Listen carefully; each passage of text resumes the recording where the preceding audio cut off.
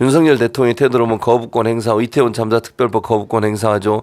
본인 부인 관련해서 뭐 여러 가지 비판과 이런 게 있음에도 불구하고 입장 표명도 안 하고 있죠. 그렇죠. 뭐 잘했다고 그건 뭐 문제 피해자라고 얘기하고 이런 상황입니다. 그러다 보니까 지지율이 계속 떨어지고 있는 상황이 20%대로 떨어졌다는 결과가 지난주에 나왔었죠. 네, 맞아요. 그러니까 작년 4월 달에 20%대로 떨어진 이후에 9개월 만에 다시 20%대로 주저앉은 거거든요. 네.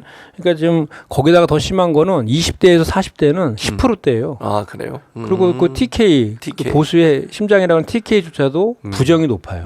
45에서 48%로 부정이 더 높은 네. 정말 이기 상황이죠.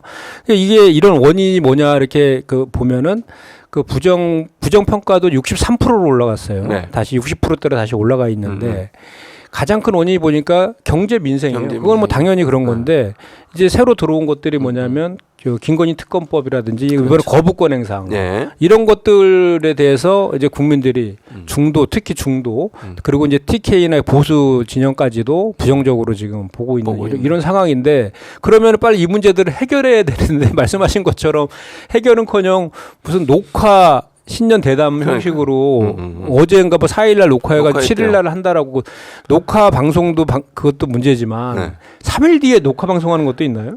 없어요. 뭐 드라마나 이런 건 그렇게 하지 연애 프로그램 네. 뭐 시사 이런 거를 그렇게 하는 경우는 거의 없죠. 아니 그러니까 3일 사이에 무슨 긴급한 일이 발생하면 그 내용은 어떡합니까? 뭐 없는 거죠. 못 하는 거지. 그러니까 정말 이거는 그냥 본인이 하고 싶은 얘기만 일방적으로 하겠다라는 거의 선언이잖아요. 그렇죠. 그러니까 국민 여론이 좋아질 수가 없다. 근데 또 재밌는 것은 이 이제 부정 평가가 이렇게 높아지고 국정 지지도가 20%에 주저앉는 이유 중에 하나가 그런 것도 있대요. 한동훈 지지자들과 윤석열 지지자들 간의 분화가 이루어지고 있답니다. 그래서 한동훈 지지층에서 그 윤석열 대통령에 대해서 부정적인 그런 또 저거를 해가지고 선택을 해가지고 더 낮아지는 것도 있다. 그런 얘기를 하더라고요. 그래서 사실 지금 우리가 과거에 보면 MB 정부 때 5년 차 때 1, 2월 달에 지지율이 22에서 24% 정도 됐대요. 그렇지. 거의 끝날 때쯤 보통. 예, 5년 차 때. 그래서 MB가 뒤로 다 빠지고 박근혜한테 다 비대시키고 다 물러나. 그랬었죠. 그러니까 지금 그 좀만 더 내려가면 그 정도까지 된다. 지금 2년도 아직 안 지났는데 그런 위기의 상황이라는 거죠. 그래서 더 떨어지면 이제 정말로 국민의힘에서 그 윤석열 대통령한테 탈당을 권유할 수도 있다. 이런 얘기들도 지금 나오고 있는 그런 상황이죠. 그러니까 지금 상황으로 보면 지지율이 더 올라거나 반등할 기회를 갖기는 어렵다는 생각이 들지 않습니까? 이제 그거를 반등시키려면 그 원인은 다시 나와 있잖아요. 그 김건희 명품백 수수 의혹에 대해서 명백하게 먼저 사과를 한 다음에 사과를 하고 수사하게 하고 문제가 있으면 처벌받는 요 조치가 선행되고 그다음에 뭐 함정 취재 뭐 자꾸 이런 얘기하는데 그건 그 다음에 얘기잖아요. 그 앞에 이런 것들을 하지 않고 그냥 넘어갔을 경우에 넘어가지 않는 이상은 이 문제 해결되지 않을 거고 김건희 특검법도 마찬가지죠. 이런 본질적인 문제에 대해서 명확한 입장을 표명하지 않으면 오히려 더 이 상황이 악화될 것이다라고 생각합니다. 거기다 유난 갈등도 계속 지속되고 있고. 그렇죠. 신년 대담 아까 얘기하셨는데 신년 대담을 녹화로 하는 거는 이건 좀 웃기는 것 같아요. 아니 이게 무슨 녹화는요. 이런 거잖아. 각본에 의해서 딱 질문도 받고 답변하고 그리고 이제 답변하고 나서 잘못했다 그러면 다시 또 찍을 수 있잖아요. 지금 우리는 생방송이니까 김현정 위원장이나 특보가 뭐 무슨 얘기하다가 뭐 하는 거 다시 찍을 수는 없어요. 그냥 지나가는 거지.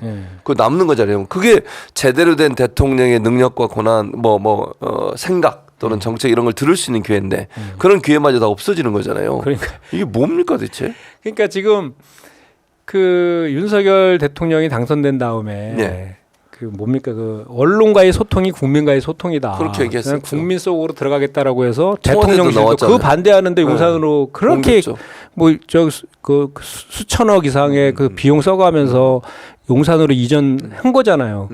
그러면서 이제 그 100일 기자회견 한 번 한 다음부터 기자회견 자체를 한 적이 없어요. 거의 없어요. 그리고 이제 도어 스태핑도 중단해버렸죠. 22년 11월부터 다 중단시켜갖고 아예 그냥 불통 대통령이 돼버렸어요. 구중궁궐에 갇혀버린 거예요. 그렇죠.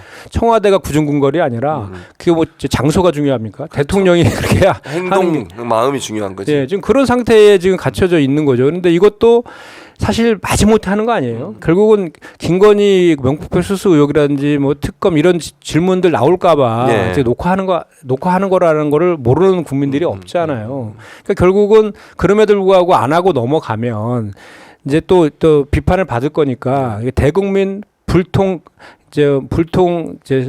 불통을 뭐 안 한다라는 그 쇼를 하고 있는 거의 총선용이죠, 총선용. 그 사실 우리 불통 면피 쇼? 네, 그렇죠, 그렇게 보면. 그렇게. 그러니까 우리 이재명 대표가 지난 1월 31일 날 이제 신년 기자회견을 했어요. 예.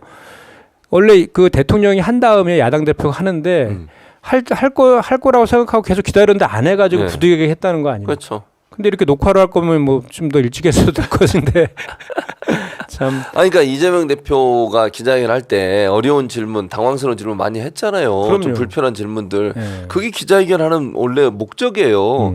그런 질문을 받았을 때 과연 지도자가 제대로 대응하고 반응하는지 또 생각은 뭔지 거기에 대해서 논란이 되는 어떤 첨예한 이슈들에 대해서 어떤 생각을 갖고 있는지 들을 수 있는 그런 기회가 기자회견인데 그거 자체를 안 하고 녹화를 해서 대담을 한다는 게 말이 되는 대담을 왜 녹화를 해요? 그러니까. 무슨 그 정치 현안에서 얘기하는데. 지금 뭐 언론 장악, 방송 장악하기 위해서 지금 뭐 정말 상상도 할 수 없는 일들이 막 벌어지고 있잖아요. 예, 그렇죠. 우리 최진봉 교수님 같은 분들이 빨리 국회에 들어가셔가지고 제가요? 방송 언론 전문가시니까 이런 예. 무도한 정권의 언론 탄압에 맞서서 이렇게 좀 역할을 해주셨으면 좋겠네요. 연락이 없습니다. 연락 주시기 조만간 바랍니다. 갈것 같은 그 예감이 드네요. 어쨌든 아직까지 연락이 없다는 말씀드리고요.